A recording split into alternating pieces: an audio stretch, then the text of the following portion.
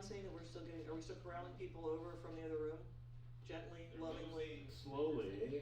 We'll do intros up front, Yeah, so that way only the people that are early will know how to connect with these great folks. So let's start with Greta, since you have the mic. Hello.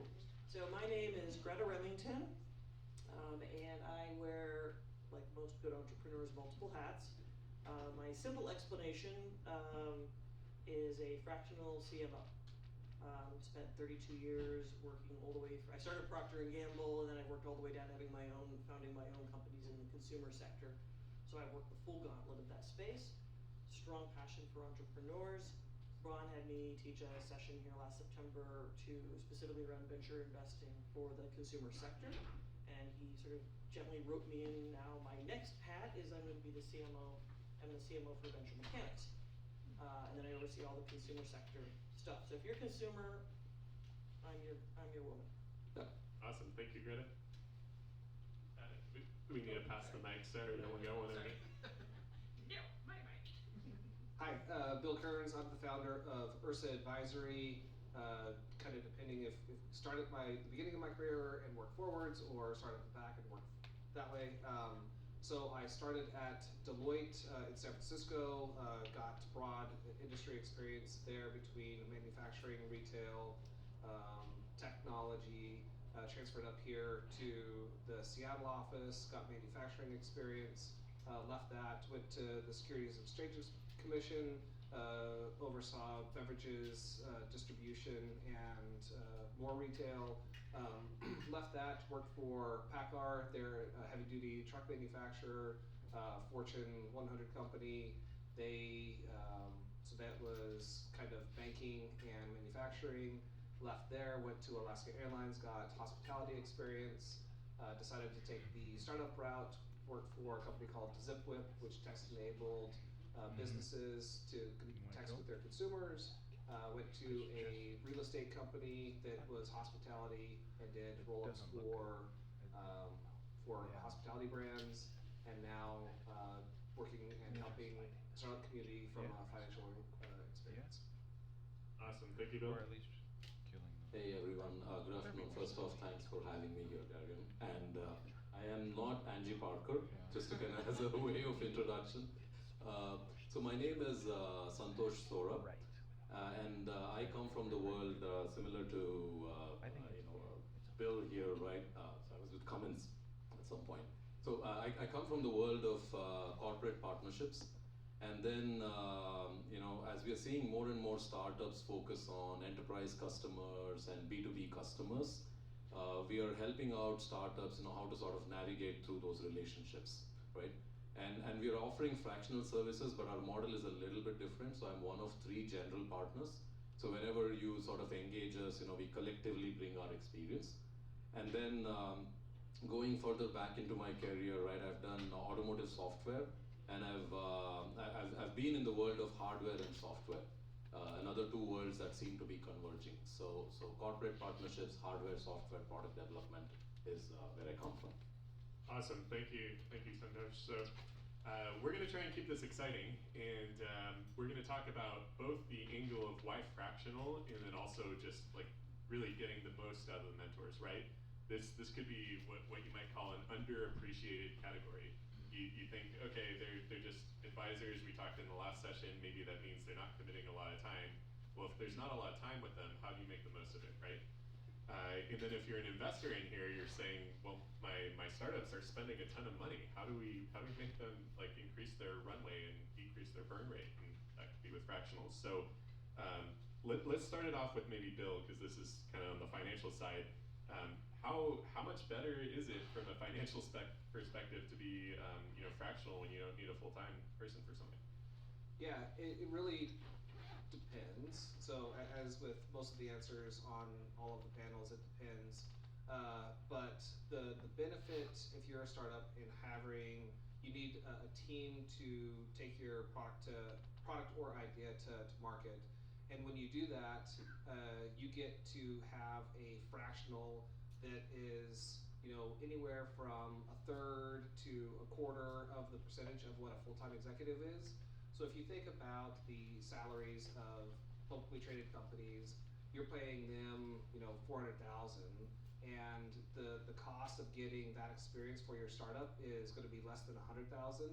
So you're going to get all of that value for a fraction of the cost, because they don't need to be full-time deployed. You don't have the headcount, you don't have the complexities of that business, but you get all of that knowledge in order to avoid all of the potholes along the journey. Yeah, I think the other thing with Fractional is you're getting generally an expert rather than someone who's, your co-founder generalized. So you might say, oh, this person could serve as the CFO, but they're really like leading product or something. That's probably not like the right trade-off. Maybe that person should stay focused on product, use someone like Bill or Anya in the audience to be your Fractional CFO, and do that job really well. Let's shift to let's just go with Santhosh, because you have the mic. And let's talk about like what are the different modalities that you might work with someone, because I think some people are saying I want you for 1 hour, and then other people are saying I need you for 20 hours. Like, is there a model that works for both? Yeah, I think when you start thinking of fractional services, right, and here we are kind of thinking fractional services and mentorship, right? As you think about the service providers, you also want to think about their motivations. Am I really looking for a mentor here, and the time commitment that sort of goes along with it, or am I really looking at fractional services, right? And within fractional services, there are multiple engagement models that are available, right? Some services could be willing to offer you 20 hours of their time in a given week, right? Or they're willing to kind of give you maybe 1 or 2 hours of sort of consultative advisory services. So one of the things that you want to think about is, really inquire from your service provider, right? What are the engagement models that are available to you? You don't have to assume that it is expensive and the only modality available to you is 20% or 20 hours of their time, right? And and there are multiple functions as well. And I think as entrepreneurship is also becoming somewhat like a professional sports, if you will, right? So you really want to think about marketing, finance, right? There are what are all the different value functions across the value chain. Yeah, I really like that. Like, don't just assume the model is one thing. It's so easy to ask, so might as well just do that and save yourself a lot of missed opportunity. Let's go to Greta, because Greta has already added so much value to the companies in the Catapult here, and she does it very quickly. And not everyone's as good as Greta, so like I normally put the responsibility on the founders. Like, if you're not using your mentors correctly, that's like a founder problem, because that's my perspective. However, maybe Greta, you have some insight on this from the mentor side. Is it they need to find better mentors if they're not making use of the mentors, or is it really the founder responsibility to leverage the mentors correctly? Well, I think really good question. A couple of different angles. You mean generically using mentors, or specifically our program? I can kind of address both of them, but let me sorry, I asked you a question. Yeah, probably generically. Like, do you most often see that it's a founder using a mentor for the wrong area of subject matter expertise? Yeah. They're trying to use one mentor when they actually need two, because they're different, topics. Yeah, there's a couple of different issues. One is the warm body syndrome, which means that you're like, oh, I need somebody who does e-commerce. So my friend's cousin's nephew did a website for him, so let me just grab that. So they don't interview enough people. Like, this is a job. This is your company. It's okay to interview. And I always tell people, like, talk to 3 people. Like, you don't have to go out there and like interview 100 people, but at least talk to 3 different people and get a couple different perspectives. So that's one challenge I find, is they just get somebody. The second challenge that I find is there's this blurring of the lines, kind of built in the last topic, but blurring of those lines of like, what's the difference between a consultant, a fractional, and a board of advisor?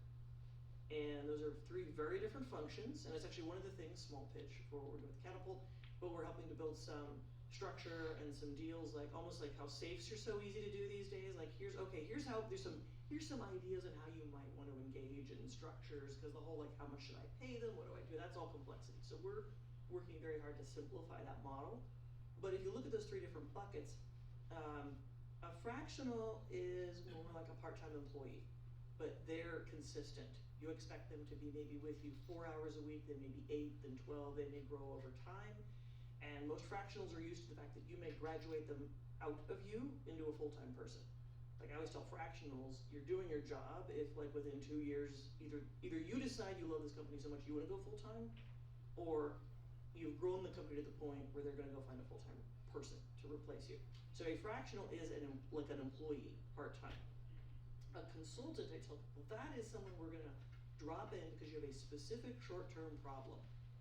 And you need a piece of your business plan, like I've got a problem to solve and I need to hire somebody for 10 hours to answer a specific question. And for those of you that are project management nerds, is the difference between, like discrete project, versus ongoing projects. And so fractionals are ongoing and consultants are typically for discrete projects. Board of advisors is not a way to get somebody for free and give them a different title. So the last thing I'll say is on board of advisors, I tell people, I'll be on your board as a board of advisor. I'm not going to do anything. I'm not going to write a marketing plan for you as a board of advisor member. Now I might give you a better rate and just a consulting project, but that's a consulting project. Board of advisors are typically there for networking, advice, someone to collect, they'll give you some advice, but you don't, it's inappropriate, not that you can't get them to do it, but you're taking advantage of your board of advisors if you go for them for something other, as the name would imply, advice. So that's such good, clear definitions there, and I think something came out of that. As simple as a safe, maybe that's a little phrase we'll start using where if you don't know what a safe is, then maybe go check it, look it online and see if you think it's simple. Maybe it's not as simple as we're saying, but everything should be very simple, right? If you can't explain something clearly and simply, you probably don't understand it well enough, right? So let's go to Bill.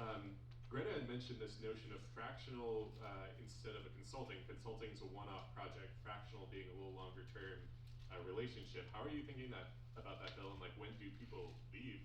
When do you leave your fractional services for a full-time, or if ever? So speaking specifically to the finance function, the way that I've built my company is that they should be hiring a full-time CFO right around Series B.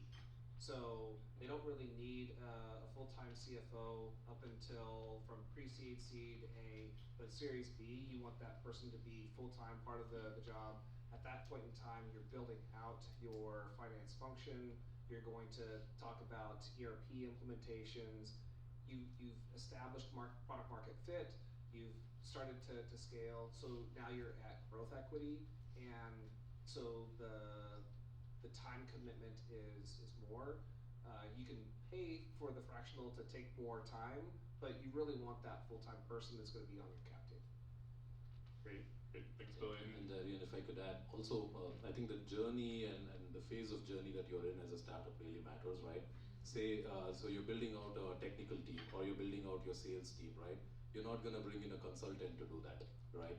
You could bring in a fractional executive, right, who is there with you for a certain period of time, and they'll make an event transition, right? I have to build out a technical team out here, right? And then depending on the way you engage with them, you could really manage, how you don't dilute your equity and manage your burn rate, right? As you think about building out your team.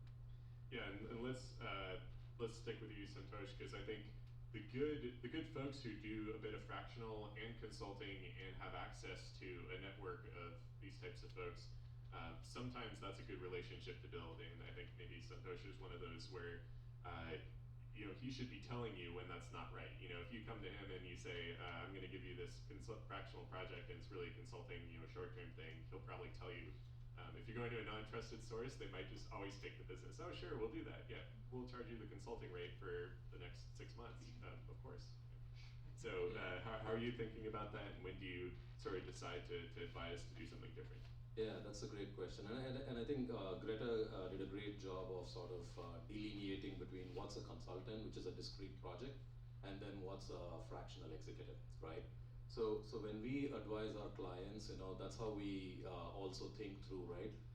Whether the problem that the clients are bringing is this a very specific problem, right? Which is we are trying to understand the go-to-market strategy here. We are trying to understand how do I price for increasing my ARRs, for example. That's typically a consulting type of a project. Very discrete outcomes, right? We say, hey, we understand, study the problem, and kind of define what those discrete outcomes are. Then there is another kind of a problem statement where, hey, I need to penetrate the B2B channel. I need to penetrate into, I'm building a clean tech, I have to work with the government here, right? I have to work with the Department of Defense, right? And then you bring in a fractional executive, right? Who is helping you create the right teams, create the right relationships, right? To kind of take it to that next level. Yeah, and I think that's great because one of the things here is you're really trying to not only just spend the right amount of money, it's not all about that, it's about outcomes too, right? So if generally if you're trying to do something very specific and well-defined, yet you give it to someone who thinks they have a longer runway to do it, you know, there's the phrase, things will take as long as like the time you give it. So you'll end up just spending a lot more on it and you won't even get as, you know, time matters, right? So time is a cost in a startup. You're trying to get there as fast as possible. So if you're doing a go-to-market plan and you could execute on that tomorrow if someone comes back with it, that's better than someone kind of noodling on it for a couple months, right? So thinking about what it is you're actually trying to accomplish matters. And maybe let's go back down the line to Bill. How are you thinking about that in the finance function or another function if you want to speak to it? What is really discrete and what is sort of an ongoing conversation of helping the founder understand a bit about that domain?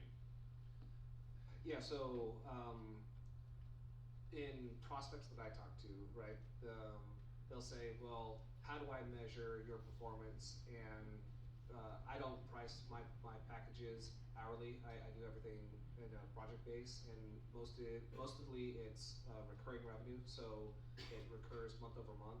And the reason why I do that is because as the CFO, I need to be aware of everything that's going on in the business, and I don't want them to be kind of watching the time and not tell me everything, because that's going to open up them to risks and liabilities. And so that's how I think about it there. But in my seat, it's advising the founder and talking to them about, okay, if you want to engage with Fractional, how are you going to measure their outcomes? And so if it's marketing, are you paying them to generate leads and convert leads? There's two different things. You can hire a really bad marketer and they can fill your funnel full of shit leads, but if you want to hire the right person, they're going to get good leads that are going to convert. And so you've got to be knowledgeable as a founder on all of these different aspects of the business. You could hire an offshore engineering team, but how are they going to execute to your roadmap? Are they going to be able to be productive, and are you going to have a lot of bugs, or is it going to be clean tech and clean Q&A? So you have to be well versed in the different aspects of business to measure the engagement of the fractional.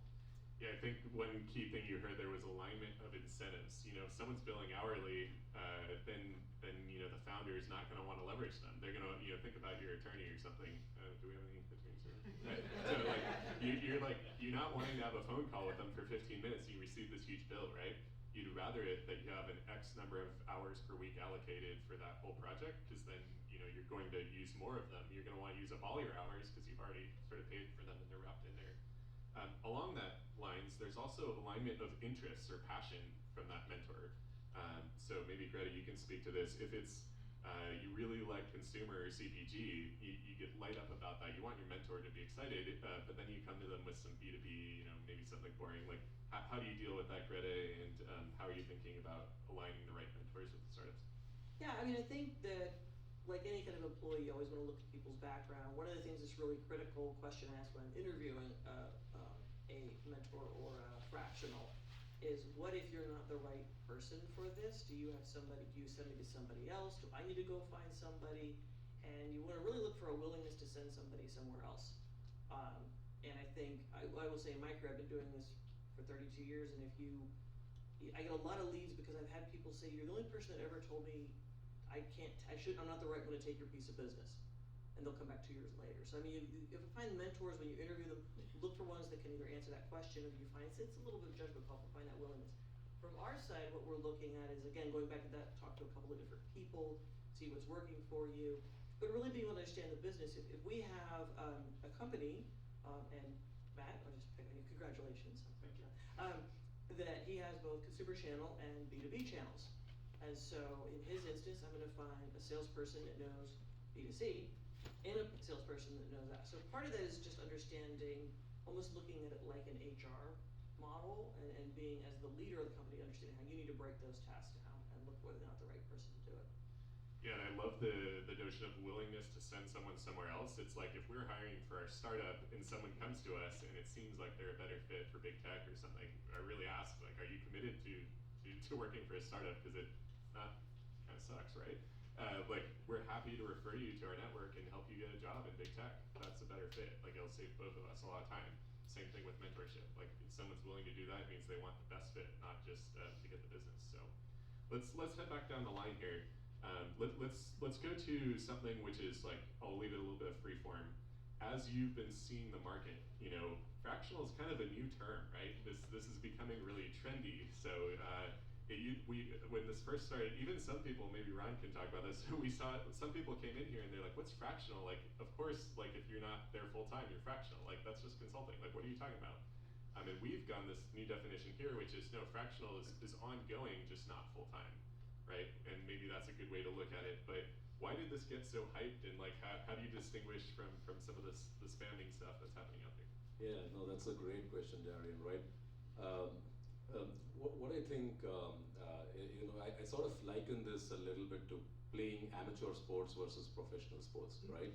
And the bar is always raising.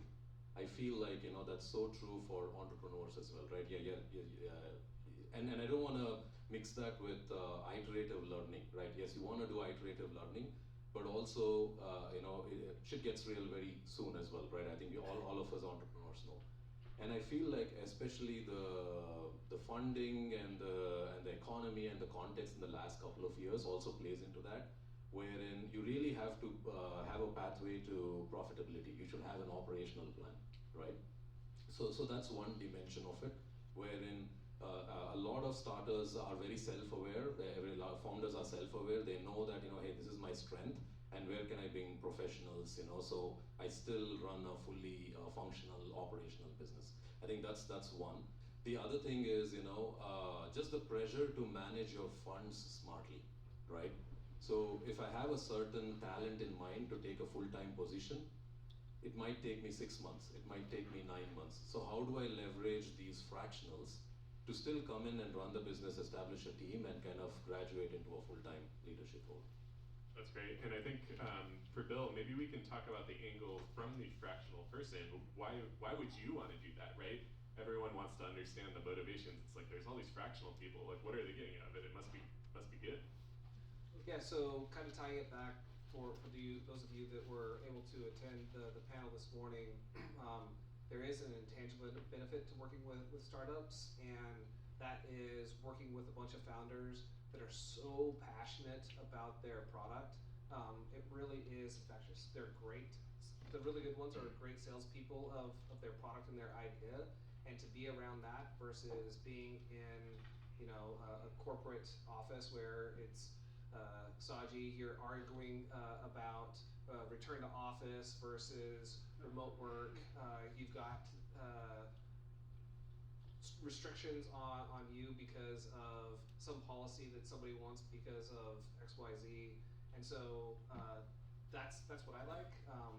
That's one benefit. The other one is I saw just kind of the challenges that the finance organizations are going through right now, and knowing how hard it is for a startup, I wanted to give back to the ecosystem for personal reasons. Yeah, well, we appreciate you decided to do that, and I think let's take what you said about how energizing it can be to work with startups. I've heard some people refer to it as pure oxygen, which it makes it seem really cool to work with startups, right? But I think as a mentor, we have some bad news to deliver to startups sometimes, right? They're too hyped up on their own Kool-Aid, as one might say. So, Greta, how do you be a good mentor in delivering bad news? And do you see other mentors that are just too positive? They won't tell the startups when they have a problem. Well, I think what's important is set that tone up front. I And one of the requirements I have when I take somebody on is, if you want me to pat you on the back, or do you want to exit your company? And a couple things that I'll tell people is, I will always be completely honest with you. You're still the CEO. And I'll tell you, if I'm lucky, I'm right 80% of the time. But challenge me. And one of the things is, as a mentor, it's important to understand we're really smart, but these guys are also super creative.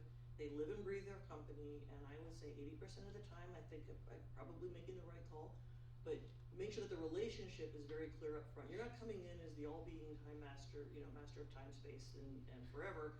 You have an area of expertise, but make that relationship two-way dialogue from the beginning. And then it's not so much you're delivering bad news, because that makes it sound like you're the final decision. You're giving them some directional advice. But I set that relationship, and I always go in there, you have to be a little self-effacing, go to say, I'm usually right. Yeah, but awesome. Push back. I think Ron has something to add, and Ron's good at delivering bad news, so tell us. My man, Yeah, as a matter of fact, it goes one of two ways. 99 times out of 100, oh my gosh, thank you for being honest. They're the first one to tell me, especially in Seattle. A lot of people are afraid of confrontation, and I just tell them up front, I'm from New York, I'm extremely direct, is that okay? Oh yeah, okay, great. Then, I warned them up front. I'm gonna tell them exactly what I think, but they've always appreciated it. There was one guy in the last year and a half that shut his notebook, ran out the door screaming, I'll show you, right? Like, okay, fine, he still hasn't shown me, by the way. The other thing I've been thinking since you asked the question, because it's been a year and a half, I think it was right around the time we met, that everyone's like, what's this fractional deal? Isn't that a consultant? I think there's two things to it. One, on the fractional person's side, it's a post-COVID tectonic change, immutable trend. People are trying to find ways to fit their work around their lifestyle changes, work from home, work at a co-working space, have multiple, you have 3 co-working space memberships, right? Like, this is a new thing, and it expands their network, gets them to more companies. So there's a lot of reasons why fractionals have chosen this lifestyle. They could have just gone back to Microsoft again, and that now seems like death. So this is much, much better. But for the founder, I think the difference between a fractional and consultant is you can see decks later today with Bill Kearns, fractional CFO. He's lending you his name, and it looks right on the management team slide. If you say Bill Kearns, outside CFO, outside accountant, consultant, it doesn't have the same message anymore. So I think the brand that it has developed is that this is somebody who's actually on your management team, has full weight, may have equity as well, more commonly than consultants might have, or outside service providers would ever have had. So I think that's what it's evolved to, at least. Yeah, actually, a really great point there is that when Bill said he wants to know what's going on in your organization because he's trying to do the best job, that's why he's lending you his name and his brand. If you kind of keep him at arm's length, he probably doesn't want to do that, right? Because then you might be running the ship ashore, right? So, and another thing about if people can't take hard feedback, it's not really on the mentor. It's not the mentor's fault when they give hard feedback and the founder's defensive, right? The founder's job is to hear hard feedback for the rest of their lives. They better get used to it.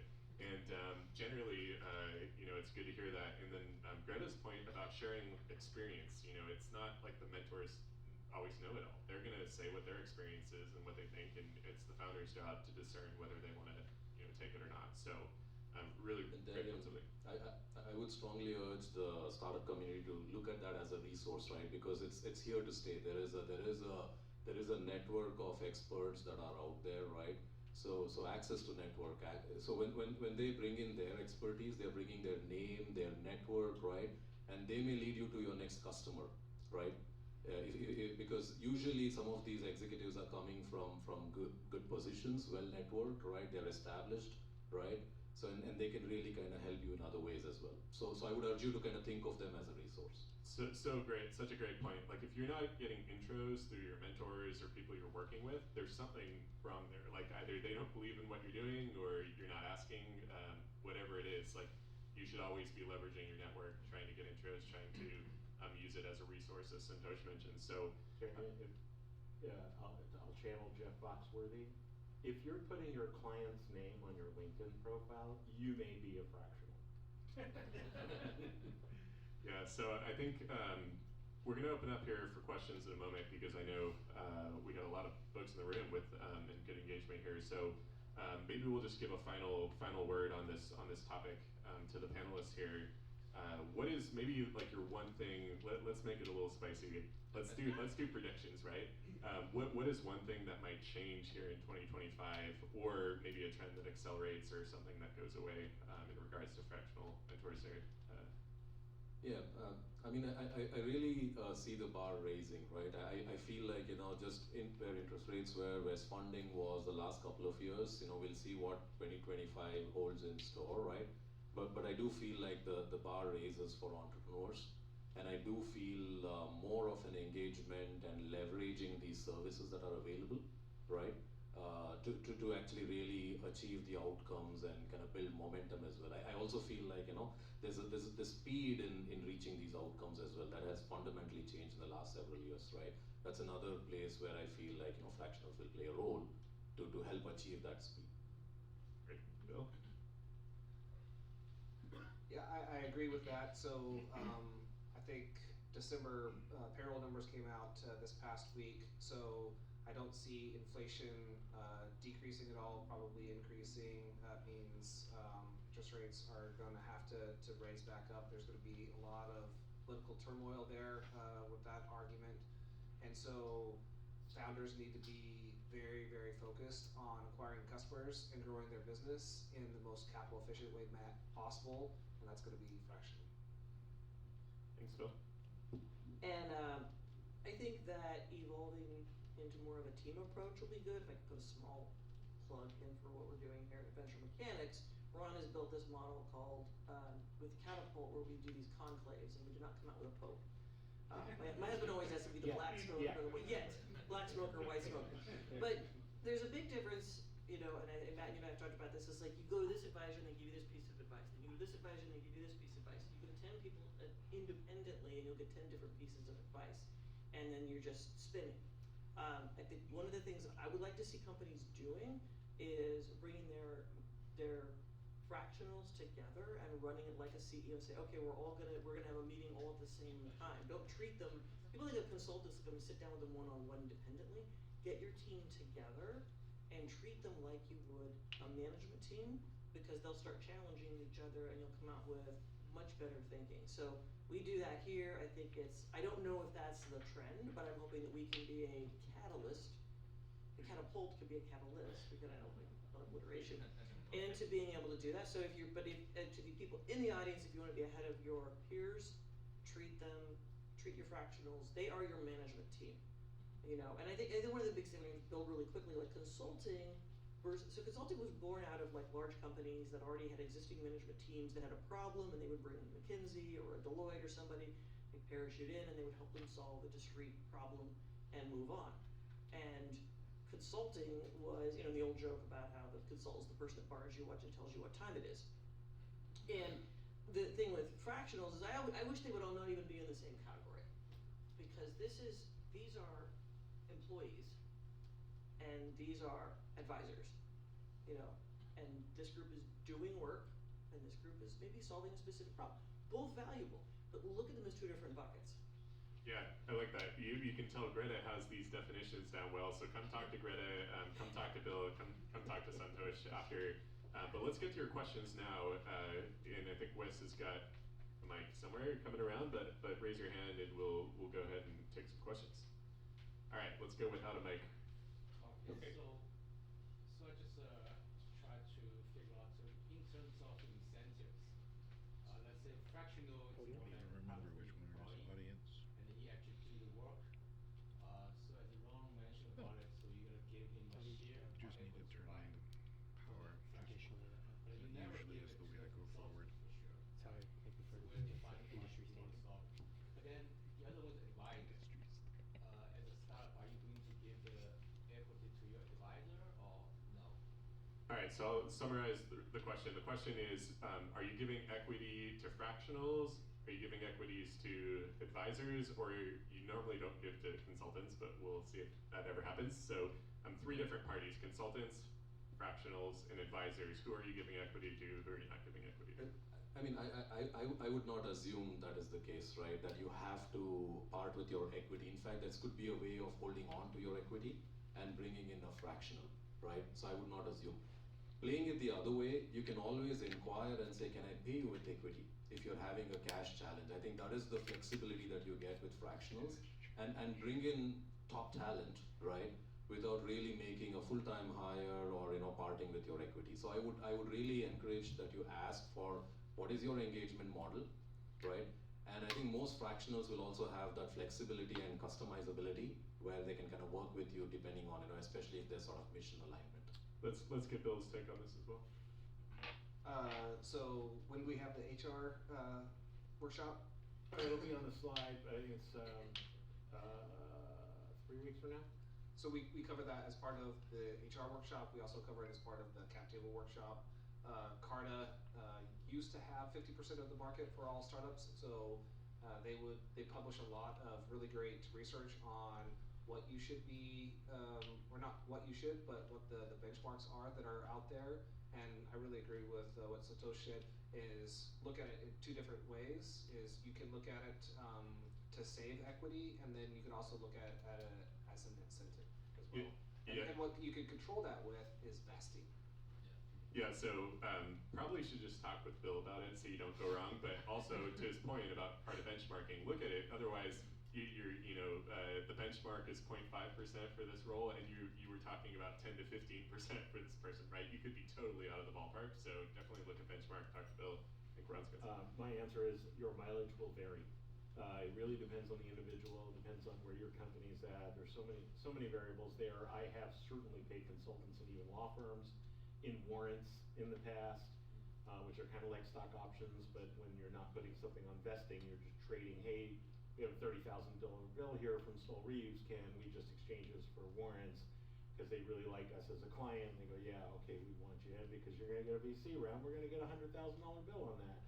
So it really depends on the individual. We are trying, as Greta said, we are trying to put together some structure around this to make it easier. The mentors too, they call us half the time. It's the mentor calling us saying, I don't know how to work the deal with the founder. Yeah. And that's where we have a quarterback on every deal, and that's part of the quarterback's role is to kind of step in sometimes. But we say, hey, look, we provide mentors, but they're only going to put in a certain amount of time. If you're really using them, they're going to come at you and say, hey, listen, I'm a fractional, or I want to join your advisory board. Sometimes it's I want to invest in the company, which is great. And even in that situation, they'll probably join the advisory board or maybe even board of directors. And so you're going to give them equity in some way, usually on vesting, through the stock option program or warrants. And that's a great thing. I'd say the dividing line is honestly, if they say, go ahead and put my name in your business plan and it means something. Bill's not going to do that very easily, right? He's got a reputation to uphold. So he's not going to just willy-nilly, any client sign him up. It's got to be a company that opens up to him and treats him as their CFO. And when he's put his name out there, he's saying, I actually have insight to what's going on in this company. I think they operate ethically, properly, and go ahead and use my name. If they're just a consultant, they're an interloper, you don't want your stock going out to people like that. The other thing, a plug for the way we do things at Venture Mechanics is we increase the rate dramatically if the company's getting funded. So a mentor who's doing a lot of mentor gigs and then says, okay, I'll bill you, pay me if you get funded, that rate of success is generally pretty low. Here it's a lot higher, so we're able to attract much better mentors. We have really high threshold for mentors here, but quid pro quo, it's much easier for them to say, I know you don't have any money right now, you're eating peanut butter and jelly sandwiches until the round comes in, don't pay me until the ship comes in. Yeah. And I might even say, I'll trade some or all of my billings for stock if things are really going well and they want to do that. Yeah, so what Ron's talking about is like a deferred revenue agreement, but sometimes it's not phrased that way. It's more like on different milestones, the payment structure changes. Keep in mind, you're a deal maker as a founder, right? So make a deal, you have to negotiate the deal with everyone you work with. So, but very good question. Do we have other questions here? I guess just at one point, right? In some ways, it still seems somewhat archaic. We talk about zero time or full time, right? When you're going to think about bringing in talent, right? So there's a spectrum there, right? And I think that's where you can sort of start thinking about, do I really need a full-time CFO, or do I really need a full-time CMO, right? And kind of work that into the equation as well as you think about incentives. Yeah, I would say, it really is industry specific. Like I worked with companies that are $200 and $300 million on a fractional basis. There are just some places where there's more roll up the sleeves work than there is analytical work. So you can go quite a while without fractionals.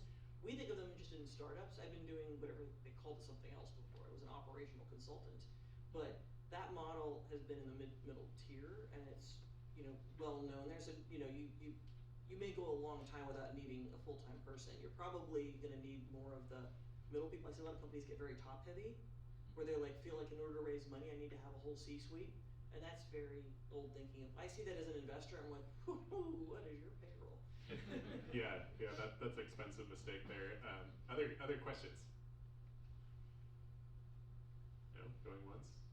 Well, we got Brent. I got more of a comment. My thought of the difference. Mike's coming here, Brent. Sure. Yeah, just a comment. My thought of the difference between a consultant versus a fractional is a consultant is usually not somebody that has to live with the results of what they advised, whereas a fractional, you're expecting to be around long enough to live with the results of what they're telling you. Yeah, I like that, Brent.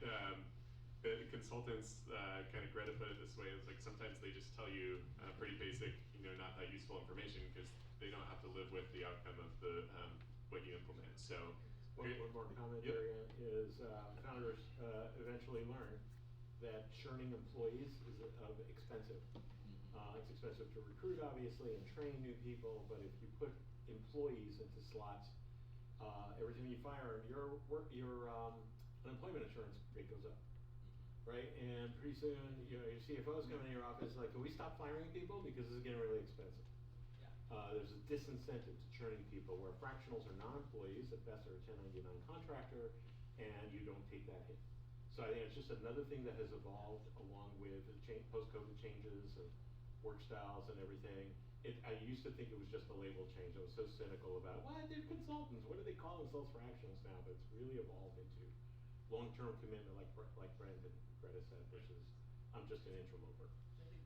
And one last point to add to that is with the new laws coming into play here in Washington State, minimum wage, it's a lot more economical to have offshore talent underneath the fractional that can handle a lot of that work at a fraction of the cost. Yeah, and we're going to take one more question in the back, but as you can hear, it's probably good to come chat with these experts afterwards and also connect with them because there's more. This is a pretty deep topic. As Bill mentioned, there's tax savings to consider. There's a lot of advantages and reasons why you want to do this, but we have one more question. Let's take it. Yeah, just a little bit of a question and a comment. I've been fractional and consultant since 2019, as well as startups, and oftentimes my consultancy work, which was very scoped out and project-based, turned into fractional work. So it's a great way for a founder to test someone out with a project if you have a little bit of money and you can pay them for that. And then the other thing is, I'd love to get some advice on you, is like, when do you advise founders to start looking to pull people in, like you need to start delegating and you need help with this? So I think we bring them in during the business planning phase. And now the people who come in to help with their business plan development to get ready for fundraising may not necessarily stick around and be their permanent fractional. So there's a lot of times we'll have Bill look at a deal for a few hours, and he may not ultimately be the one that ends up being the CFO for various reasons, or I might go in and look at something from marketing or business development, go to market strategy. But we bring people in at the beginning and surround the entrepreneur. That's when you want to start bringing people in. But I usually want people to be with somebody. Don't just sign them up right away. As much as that goes against, I should be telling people, sign me up right away. But it's like you want people to kind of get to know a couple of different people and work with them earlier in the process. I don't know if that completely answers your question, but it's not like you don't raise your money and then say, after I raise my money, I'm going to go find fractionals. and some team. You want to bring some of those people in, kick the tires with them while you're fundraising. Yeah, I think let's end it there, because that's I think Greta is insightful as always, and venture mechanics is such a great resource, right? So if you want to just come in and talk, it's not always you have to join the catapult, or there's so many events, kind of one for each phase of a founder, whether you're very, very early or a little later stage, or you're a fractional person and you've been wanting to get business and you want to come mentor here. Come talk to Ron, come talk to all of us. We do a plug for our free co-working days. Oh yes, free co-working days. Actually, that's a great way, whether you're a founder or a mentor or fractional, is we have industry-specific co-working days. I think defense tech is on Monday, and then there's climate tech, which I go to often, and it's good to have someone who has that expertise, consumer as well.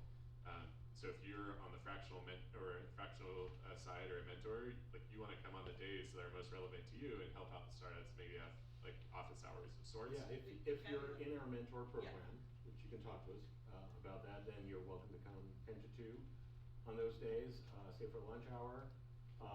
And we've had mentors get a membership and they live here now most days, because it's a target-rich environment. One thing I will say, just categorically over this whole thing, over the last year and a half experience of venture mechanics, I said since day one, mentors are the enzyme of the organism. Companies cannot get funded. Think about it. You can't come up with a single company that was funded without the kindness of mentors, right? Advisors, helping them along the way. So we want to line up the highest quality ones that play fair, they're good values, they play well with others as well. That's one thing we've learned. And the early experimentation we did before opening, which Darian participated in some of those, we had these startup boot camps, and we were experimenting with different mentor ratios. At three mentors to one founder in the room, dynamics changed. At 8, it was amazing, and that's where the term catapult came from. Was Leslie Carmen coming to me afterwards saying, I feel like I've just been catapulted 6 months because I got everybody in the room to discuss it right in front of me.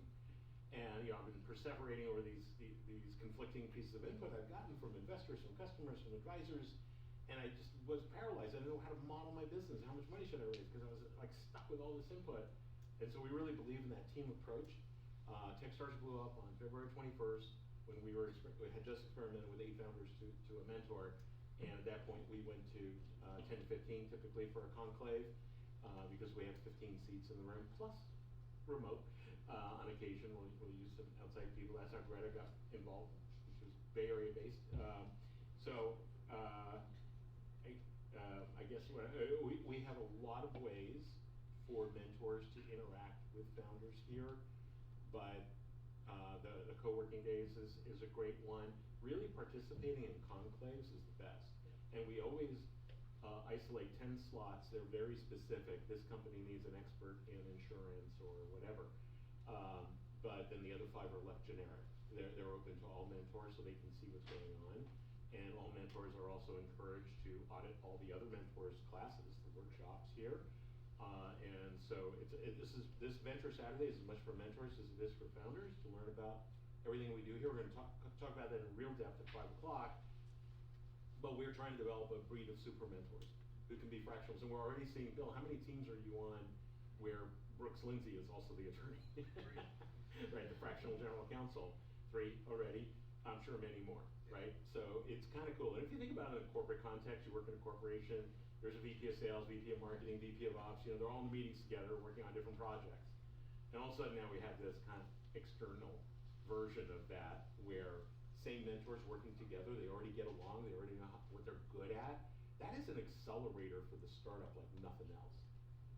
That's what we've learned a lot. Yeah, actually, I'll just leave us with that final takeaway, which is the reason you leverage advisors and mentors and fractionals is to accelerate your business as a founder, accelerate your progress to achieving your mission. So why would you not leverage that, and why would you not use them? So, and then on the mentor advisory side, recognize the responsibility of that job is accelerate. You can only accelerate companies you really have area of expertise or can help, right? So choose wisely and help them accelerate. So. Let's thank our panelists. So great. Thank you for that. And, don't leave for the day because we're going to do some networking. You want to talk with these people. We're going to be doing that throughout the rest of the day. today. So We have our venture pitch at 4 o'clock. In 6 minutes, if everyone. venture pitches coming up. The venture pitches are sort of a highlight Yeah, for today, so we'll see you then.